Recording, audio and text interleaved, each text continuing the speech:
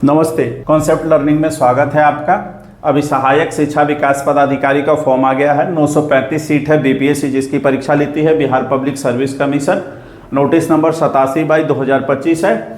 अब इसको कौन भर सकते हैं उसके बारे में बात करते हैं। पहले तो वही अभ्यर्थी को, महिला हो या पुरुष, वही भर सकते हैं जिनका ग्रेजुएशन हो चुका है, जो स्नातक पास कर चुके हैं किसी भी विश्वविद्यालय, किसी भी यूनिवर्सिटी, मान्यता प्राप्त यूनिवर्सिटी से, वो इसको भर सकते हैं। उसके बाद उनकी आयु कम से कम 21 साल होनी चाहिए। 1 अगस्त 2025 तक कम से कम 21 साल के हों वो महिला या पुरुष भर सकते हैं।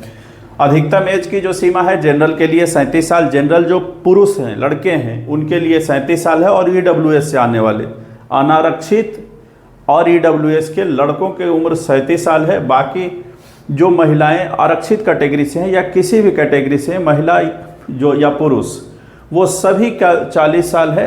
अगर वो जनरल से भी आते हैं तब भी उनका उम्र 40 साल अधिकतम होगा। बाकी ओबीसी, एबीसी इसमें कौन कौन आएंगे, तो इसमें अनरिजर्व्ड और ईडब्ल्यूएस का जो बॉयज़ होंगे, लड़के होंगे, उसके बाद पुरुष अभ्यर्थी होंगे। और 40 किसके किसके लिए है, फीमेल के लिए, ईबीसी के लिए, ओबीसी के लिए। 42 किसके लिए है, एससी और एसटी के लिए। इस तरह की आयु की जो छूट है, बाकी को जो छूट है मूल रूप से यही छूट है आयु की। तो कम से कम 37 साल, कम से कम 21 साल, अधिकतम 42 साल, जनरल और अनरिजर्व्ड के लिए 37 साल अधिकतम। ये जो एक बार जब आप इसका स्नातक कर लेते हैं, आपका उम्र बचा हुआ है, तब आगे क्या है कि आपको करना क्या है। तो आपको जो परीक्षा इसमें होगी, तीन परीक्षा होगी। तीनों ऑब्जेक्टिव होगा। वस्तुनिष्ठ परीक्षा होगी जिसमें 100 नंबर का लैंग्वेज भाषा के ज्ञान का जांच होगा। जीएस जनरल स्टडी का पेपर 100 नंबर का होगा। और जनरल एप्टीट्यूड का जो पेपर होगा वो भी 100 नंबर का होगा। लैंग्वेज के पेपर में 2 भाषा का ज्ञान आपका चेक किया जाएगा, अंग्रेजी और हिंदी का। अंग्रेजी के जो होंगे वो 30 नंबर और 70 नंबर का हिंदी का भाषा ज्ञान आपका चेक किया जाएगा।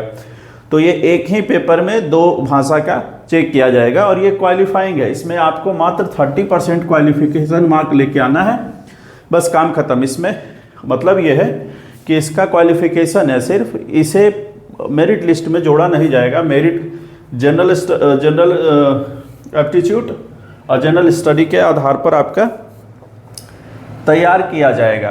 तो इस बारे में क्या है कि आपको सिर्फ 30% ला के क्वालिफाई कर लेना है। तो इस फॉर्म को भरने का जो डेट है वो आपका 27 अगस्त से 26 सितंबर 2025 तक आप भर सकते हैं। 27 अगस्त, ध्यान रखिएगा, ये जो आपका डेट है 27 अगस्त से 26 सितंबर तक आप भर सकते हैं इस फॉर्म को। और आपका यहाँ 30 जो मूल चीज़ ध्यान रखने वाली बात है, जो अभी सरकार की तरफ से जो नोटिफिकेशन आई है, अगर आपको आरक्षण का लाभ चाहिए तो यहाँ का आपका मूल निवासी होना जरूरी है। आप पुरुष अभ्यर्थी हो या महिला अभ्यर्थी हो, उससे फर्क नहीं पड़ता। आपको सारे प्रमाण पत्र अपने पिता के तरफ से बनवाना है। जहां आपका जन्म हुआ तो सभी प्रमाण पत्र, विवाहित महिला भी हैं तब भी आपका अपना प्रमाण पत्र पिता के तरफ से निर्गत होना चाहिए। प्रमाण पत्र कौन कौन सा चाहिए आरक्षण का लाभ लेने के लिए, तो सबसे पहले आपका रेजिडेंस, आवासीय प्रमाण पत्र होना चाहिए। अस्थाई ना, परमानेंट होना चाहिए, टेम्पोररी होता है, अस्थाई वो नहीं हो। परमानेंट आवासीय प्रमाण पत्र हो।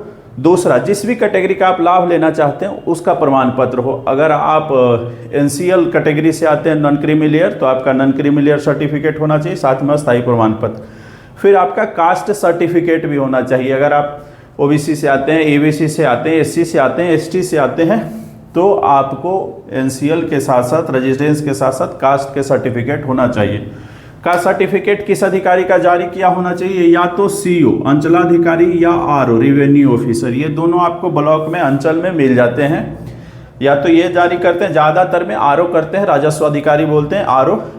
तो यही यदि जांच आपका प्रमाण पत्र जारी करते हैं तो आप आरओ लेवल का प्रमाण पत्र इसमें लगा सकते हैं। इस परीक्षा में 1/3 मतलब एक सवाल पे 0.3 मार्क्स गलत करने पर कटेगा। 1/3 निगेटिव है, 3 सवाल गलत होने पर 1 नंबर कट जाएगा। तो ये पूरा था। और कुछ जानना है तो ये देख लीजिए। इसका फीस 100 रुपये मात्र है। अगर आप बायोमेट्रिक मतलब आधार नंबर नहीं देते हैं तो 200 रुपया और देना पड़ेगा आपको, मतलब आपको 300 रुपये देने पड़ेंगे। तो इसका ख्याल रखना है। सिलेबस क्या है, जो जनरल स्टडी का जो पेपर है, बीपीएससी का जो पेपर होता है जनरल स्टडी का, वही है। और जनरल एप्टीट्यूड का जो आप कहीं भी तैयारी करते हैं जनरली आप एसएससी की करते होंगे या कहीं भी, तो उस स्तर का ये जनरल एप्टीट्यूड का टेस्ट होगा, जिसमें आपको नंबर सिस्टम है, बाकी जो है रीजनिंग है, बाकी चीज़ें ये सब पूछी जाएगी। आपको ध्यान रखना है कि 200 नंबर का ही मेरिट में काम आएगा। लैंग्वेज का परीक्षा क्वालिफाई करना जरूरी है। जब तक आप लैंग्वेज की परीक्षा में 30% मार्क्स नहीं लेते हैं तो आगे की कॉपियों की जांच आपकी नहीं होगी और आपका चयन में वहीं ख़त्म कर दिया जाएगा। तो सबसे पहला है कि आपका एजुकेशन लैंग्वेज का पेपर ठीक होना चाहिए, वो पास करना होगा आपको।